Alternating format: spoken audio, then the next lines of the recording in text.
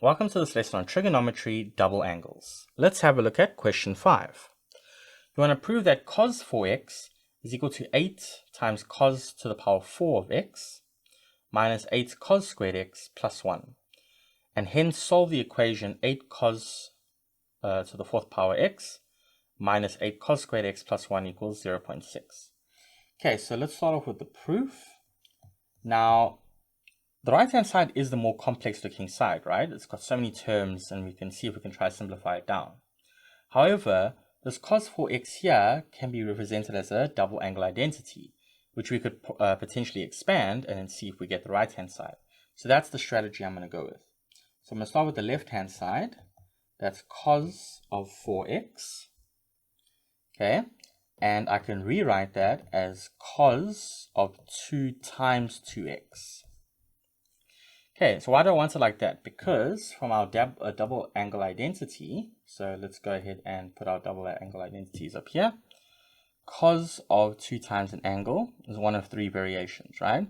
Cos squared minus sine squared of the angle, 2 cos squared of the angle minus 1, 1 minus 2 sine squared of the angle. Okay, so this is going to be equal to, so because there's powers here, I feel like this first expression is potentially going to be the best expression to use. So I'm going to rewrite this as cos squared of the angle. Okay, so the angle here is 2x. So cos squared 2x minus sine squared 2x. Okay, so we carry on by making sure that we only want causes. So right now this sine squared is an issue. Okay. So what I think we should actually do instead, right, looking back at it now, because we do have square powers, it might be best to use this second one. So we have 2 cos squared of the angle, which is 2x minus 1. So now we only have cos squared terms. But now this 2x here, so what I'm going to do is I'm going to rewrite this as 2 times cos of 2x, and this is being squared. Okay, because cos squared of 2x is the same thing as cos 2x, and then you square that expression, minus 1. Okay, equals 2 times. Now, cos 2x, I'm going to simplify again. So I'm going to use the same thing here. So it's going to be 2 cos squared, this time x is the angle. It's going to be 2 cos squared x minus 1, all squared minus 1. So now let's square this term in brackets. Okay, so essentially we are multiplying that term by itself. Okay, so we can write it like that. Okay, and then don't forget there's a minus 1 on the outside. 2 into, so now if I multiply and FOIL that out, I get 4 cos squared x times cos squared x is cos to the 4x. So that's promising. Then you're going to have minus 2 cos squared x. And then here you're going to have minus 2 cos squared x. And then minus 1 times minus 1 is positive 1, minus 1. Okay, now I just distribute out the 2. So that begets 8 cos to the 4x minus 4. Minus 4 cos squared x, and then another minus 4 cos squared x plus 2 minus 1. And if we clean that up, that's 8 cos to the power 4x, 2 amounts of negative 4 here, so negative 8 cos squared x, and then 2 minus 1 is just 1. And that is the right-hand side. So again, we've successfully mathematically proven that the left-hand side is equal to the right-hand side. Therefore, we have 8 cos to the power 4x minus 8 cos squared x plus 1 is 0. That's the equation we're going to solve. We've proven the identity is true. Okay, so when it comes to the equation, now that we know what this complex-looking structure can be simplified to, we can just write it as cos 4x equals 0.6.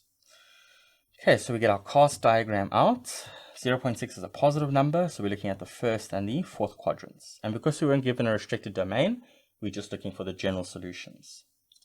Okay, so the angle 4x must equal the reference angle. So what is our reference angle? That is cos inverse of the number 0.6. So that's going to give you shift cos inverse 0.6, 53.13 degrees to 2 decimal places. So in the first quadrant, that's k times 360 degrees. And in the fourth quadrant, you're going to have angle 4x equals 360 minus that reference angle. So let's do 360 minus that. So I'm just going to do, so it's the positive of that. So 306.87. Okay, times k times 360. Okay, because this is 360 minus 53 points. Okay, so therefore the final solutions, so let's make some space over here.